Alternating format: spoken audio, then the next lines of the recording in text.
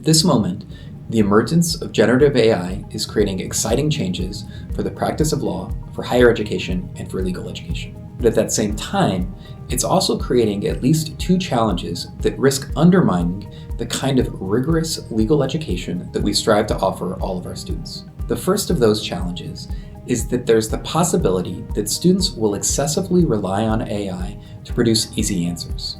The concern is that the students won't learn to think for themselves and develop the kind of rigorous critical thinking skills that we expect of graduates of this law school. The second challenge is that clients are increasingly expecting that law firms and other employers will be using AI to become more effective. The result is that employers want our students to be able to use AI when they reach their firms.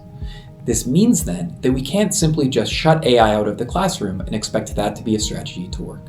Over the last year, we've talked to stakeholders like our students, our faculty, our staff, university leadership, and lawyers and other practicing employers to try to ask them what are the skills that they want students to learn and what are the best practices to ensure that they actually learn them. We've developed a strategy that has three components. The first of those components is trying to design AI-resilient pedagogy to ensure that our students aren't just using AI when we don't want them to be. The second component of that strategy is trying to refocus on the essentially human aspects of the practice of law that we don't expect machines to be doing for a long time. And the third component of that strategy is to ensure that we're teaching our students the responsible, ethical, and effective use of AI. So what does that look like in practice? To start, one thing that it means is rethinking our first year curriculum. The 1L year is a formative time when students are first exposed to the law and hopefully taught to think like a lawyer. So how are we ensuring that we're going to teach that kind of rigorous thinking that creates independent lawyers that are going to have those rigorous thinking skills?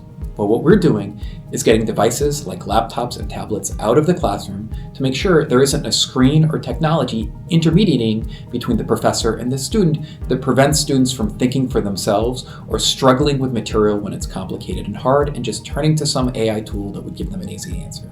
We're also moving our exams into the classrooms that will be proctored without access to online tools or resources, but at the same time, we're trying to ensure that we're redesigning our pedagogy to be more AI resilient.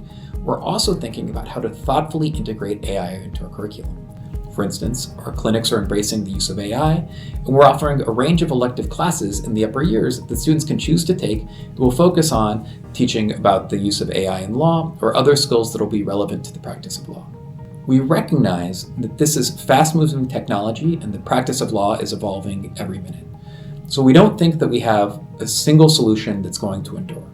However, our hope is that this willingness to rethink our practices will help ensure that we provide our students with the kind of rigorous, quality legal education that we pride ourselves in.